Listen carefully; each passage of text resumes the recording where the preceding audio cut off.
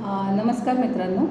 आज आपण जी करिअर शोधतो आहे ती करिअर आणि त्या करिअरमधलं कम्प्युटरचं स्थान ह्याच्याबद्दल थोडंसं बोलणार आहोत. बघा, 5 वर्षापूर्वी स्मार्टफोन जे होते ते एवढेही कॉमन नव्हते की प्रत्येकजण आपल्या अभ्यासाकरता किंवा कशाकरता बोलण्याकरता कनेक्ट करण्याकरता वापरत होते. आता ते खूप कॉमन झाले. आता तीच परिस्थिती ना काहीशी कम्प्युटर्सची झाली. आता बघा, प्रत्येक करिअर जे आहे ना त्या करिअरमध्ये आपण कम्प्युटरचा वापर हा करणारच आहोत. कारण थोडंसं आपलं मिसअंडरस्टँडिंग असं होतं आहे की आपल्याला कम्प्युटर आवडतो आहे आणि म्हणून कदाचित आपण सायन्सकडे अट्रॅक्शन करतो आहे का. तर हा जरा विचार आपण करूया. तर थोडक्यात आपण बघूया कम्प्युटर वेगवेगळ्या क्षेत्रामध्ये कसं काम येतो आहे. पहिल्यांदा आपण कॉमर्स करिअर घेऊया. कॉमर्समध्ये जसं आपण BCom करतो आहे, BBM करतो आहे, BFM करतो आहे, वेगवेगळ्या ज्या स्ट्रीम्स आहेत त्या प्रत्येक ठिकाणी हे कम्प्युटरच वापरला जातो आहे हल्ली, जेव्हा तुम्ही काम करणार आहात तेव्हा.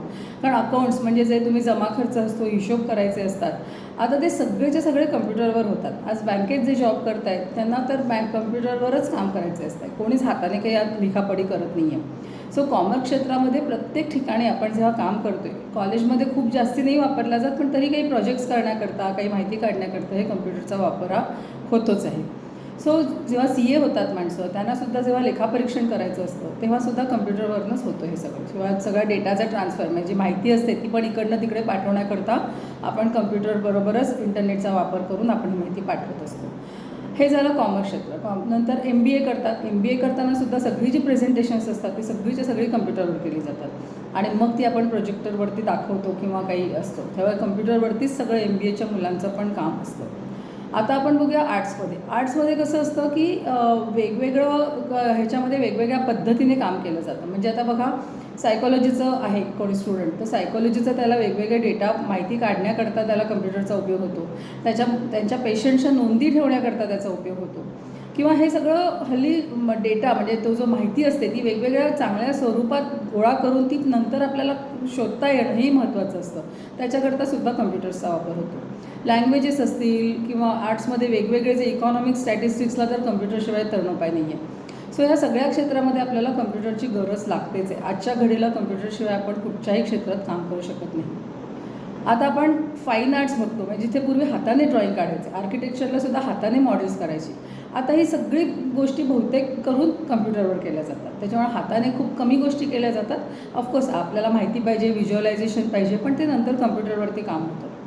आपण जाऊया मेडिकल स्ट्रीममध्ये. आता MBBS डॉक्टर्सनासुद्धा काही वेळेला व्हिडिओज बघून काही नवीन माहिती काढायची असेल किंवा काही ॲक्च्युअल जे बॉडीतले पार्ट्स असतात त्याचे पण काही व्हिडिओज केलेले असतात, काही ऑपरेशन्स त्यांना बघायला मिळतात.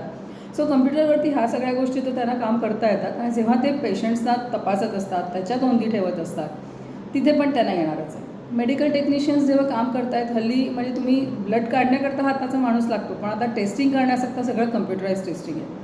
आज कुठचंही सोनोग्राफी करा, कुठचंही करा, ही मशीन, ही सगळी मशीन कम्प्युटराईज आहे. सो आपल्याला कम्प्युटर हा प्रत्येक ठिकाणी आपण वापरला जातो आहे. नर्सेससुद्धा आहेत, त्यासुद्धा ज्या नोंदी करत आहेत पेशंट्स रिलेटेड त्या सगळ्या कम्प्युटरवरती असतात.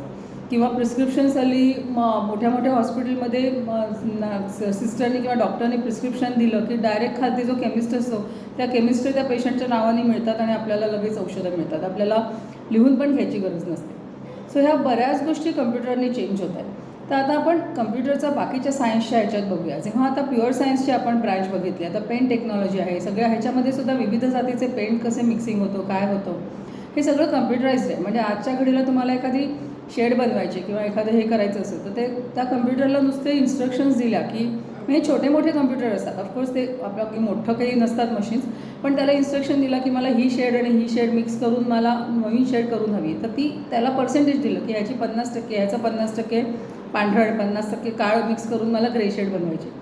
तर असं बनवलं की ते कम्प्युटराईज लगेच येतात गोष्टी. सो ह्या सगळ्या गोष्टी कम्प्युटराईज्ड आहेत. नंतर बाकी आपण ॲग्रिकल्चर म्हटलं, ॲग्रिकल्चरमध्ये सुद्धा मोठ्या प्रमाणात आता कम्प्युटरचा वापर होतो आहे की जेणेकरून आपण मातीचं परीक्षण केलं जातं, दॅट इज ऑल्सो कम्प्युटराईज. नंतर पुढच्या ज्या माहिती गोळा करणं आहे त्याच्या संबंधीचं हे सुद्धा सगळं कम्प्युटराईज आहे. प्युअर सायन्समध्ये म्हणाल तर फिजिक्स, मॅथ्स, केमिस्ट्री सगळ्याच्या बाबतीत आपल्याला कम्प्युटरचा उपयोग असतोच, त्याच्याशिवाय हल्ली काम होत नाही. म्हणजे हे महत्त्वाचंच आहे. आता कमिंग बॅक टू इंजिनिअरिंग. आता इंजिनिअरिंगमध्ये कसं आहे की इंजिनिअरिंगमध्ये बाकीच्या स्ट्रीम्सचा पूर्वी एवढा वापर नव्हता. म्हणजे इलेक्ट्रिकल, सिव्हिल, मेकॅनिकलमध्ये कम्प्युटरचा वापर कमी होता. पण आजच्या घडीला म्हटलं तसं इंजिनिअरिंग ड्रॉइंग जे सुद्धा आहे ते सुद्धा ऑटोकॅड नावाचं जे सॉफ्टवेअर असतं त्याच्या साहाय्याने आपण कम्प्युटरवरच काढत असतो. नंतर बाकी केमिकल म्हणा किंवा प्रोडक्शन प्लॅनिंगमध्ये बाकीचे जे इंजिनिअरिंग आहे टेक्स्टाईलमध्ये सुद्धा ते सगळे पॅटर्न्स आपण सगळे कम्प्युटरवरती करतो आहे. आता आपण जाऊया इलेक्ट्रॉनिक्स आणि बाकी कम्प्युटरच्या ब्रँचमध्ये. आता इथे बघा इलेक्ट्रॉनिक्सच्या ब्रँचमध्ये सुद्धा जे छोट्या चिप लेवल्स असतात, तुम्ही आता बघितलं असेल मोबाईलमध्ये आपल्या छोटीशी चिप असते किंवा कुठचंही मशीन असतं त्याच्यामध्ये चिप्स असतात, इलेक्ट्रॉनिक चिप्स असतात, त्याचं डिझायनिंग असतं, त्याच्या रिलेटेड असतं. हे कम्प्युटराईजच आहे सगळं. आता उरतो कसा भाग कम्प्युटर इंजिनिअरिंग आणि आय टी ह्याच्यामध्ये जो कम्प्युटरचा वापर. आता बघा हे लोक काय करत आहेत, हे लोक कोडिंग करत आहेत. कोडिंग म्हणजे काय, कम्प्युटरवरती प्रोग्रॅम लिहित आहेत. आता जो प्रोग्रॅम लिहिल्याने बघा काय काय होतात.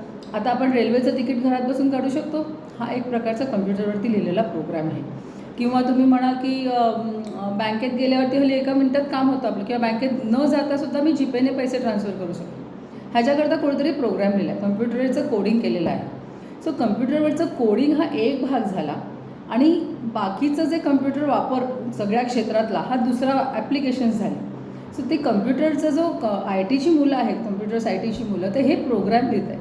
आता हे प्रोग्रॅम लिहितानासुद्धा खूप खूप काय म्हणतात त्याला रोबोटिक, म्हणजे आता ते ॲटोमॅटिक होत आहेत काही काही गोष्टी त्याच्यामुळे त्याच्यातली पण रिक्वायरमेंट कमी झाली. त्यामुळे खूप प्रकारामध्ये कोडिंगची माणसं आपल्याला खूप लागत नाहीत. म्हणजे 70 इंजिनिअरिंग कॉलेजेसमधनं जर का प्रत्येक कॉलेजची साधारण 70 मुलं पकडली आपण कम्प्युटरची आणि आय टीची म्हणून तर 100 पकडा, तर एवढी जी मुलं पासआउट होत आहेत मुंबईतनं, एवढी मुलं आपल्याला कोडिंगची गरज नाही आहे. आणि मग काय होतं की कम्प्युटरसाठी घेतल्यावर सुद्धा आपल्याला जॉब प्लेसमेंट्स नाही मिळत.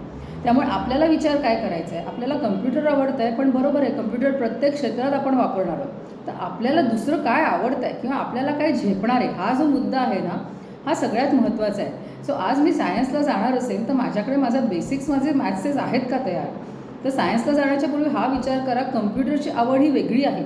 कम्प्युटर आपल्याला प्रत्येक क्षेत्रात वापरायचं आहे, त्याच्यामुळे कम्प्युटरची आवड ही कुठेही आपल्याला जोपासता येणार आहे. पण त्याच्याकरता सायन्स घेताना बी व्हेरी केअरफुल, कारण आपल्याला चांगलं कॉलेज मिळणार नाही. आणि म्हटलं तसं कोडिंगची मुलांची गरज खूप कमी आहे, ॲक्च्युअल कम्प्युटर प्रोग्रामिंग करण्याची गरज कमी आहे.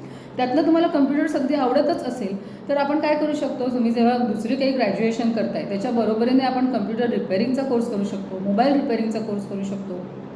सो कम्प्युटर आणि आपलं आवड ही आपण वेगळ्या पद्धतीने जोपासू शकतो.